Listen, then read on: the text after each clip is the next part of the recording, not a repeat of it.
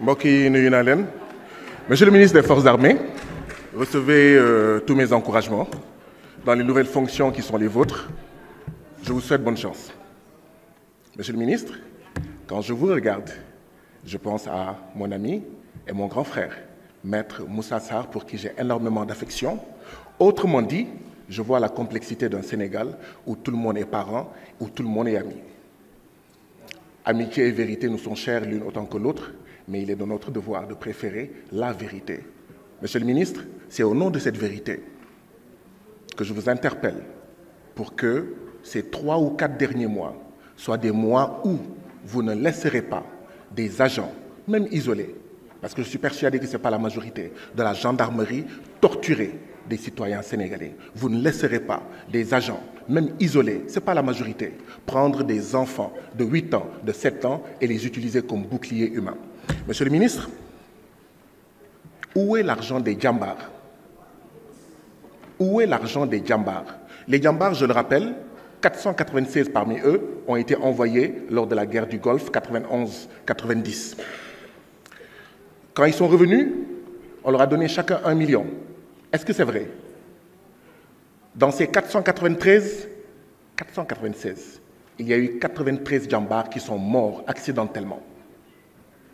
Il paraît qu'à ces familles de djambars morts, en plus des 1 million reçus comme tous les autres djambars, ceux-là qui sont morts, ils ont reçu 42 000 francs de plus. Est-ce que c'est vrai? Si c'est vrai, cela voudrait dire qu'une vie de djambar coûte 42 000 francs CFA. Où est l'argent des djambars? L'Arabie Saoudite, à l'époque, avait donné 90 milliards de francs CFA. Mais peut-être que c'est très loin. En 2014, l'ONU a donné à tous les pays qui avaient des victimes dans cette guerre du Golfe un montant de 650 millions de dollars.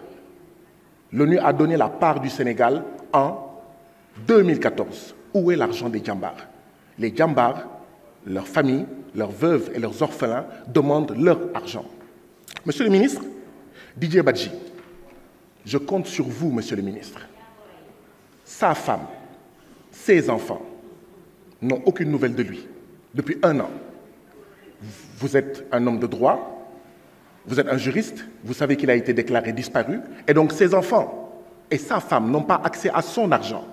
L'État doit les soutenir, l'État doit être à leur côté. L'État doit les soutenir à travers une assistance psychosociale, mais également une assistance financière.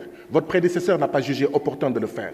Je vous demande, je vous prie, je vous supplie, monsieur le ministre, de ne pas l'abandonner, parce que vous donneriez un message à tous les gendarmes du Sénégal que si une chose pareille leur arrivait, que leur famille, leur épouse, leurs enfants seraient abandonnés. Et nous ne devons pas abandonner nos agents des forces de défense et de sécurité qui nous protègent, qui nous garantissent la sécurité. Monsieur le ministre,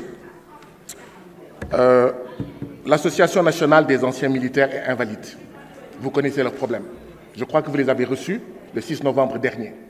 Ils ont des problèmes qui s'appellent pension mixte. Ils ont des problèmes qui s'appellent le décret 2013-1354 sur l'indemnisation de 10 millions perçus par une centaine d'invalides et les autres n'ont pas reçu. Ils ont des problèmes que la commission ad hoc pour l'amélioration de la condition sociale des grands blessés militaires et mutilés de guerre est en train de s'occuper.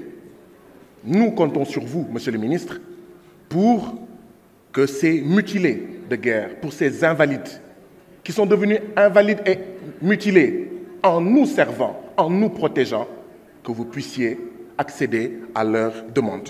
Monsieur le ministre, oui, le Sénégal n'aurait pas dû participer, ou en tout cas contribuer à dire qu'on va aller bombarder le Niger. D'autant plus que le président de la République a fait des selfies avec celui qui a fait le coup d'État au Gabon. Ça fait un 2 poids 2 mesures que rien ne peut justifier, que rien ne peut expliquer. Monsieur le ministre, Macron a annoncé qu'il allait réduire le nombre de militaires et faire une cogestion de la base militaire. Nous voulons être clairs, nous ne cherchons pas une cogestion. L'armée française doit retourner chez elle. Elle n'a rien à faire en Afrique ni au Sénégal. Tant qu'il n'y aura pas de base militaire sénégalaise en France, il ne doit pas y avoir de base militaire française ici, au Sénégal. Donc l'armée française doit partir. L'armée française ne doit pas rester ici. Armée française dégage. Sonko 5e président. Sonko 5e président.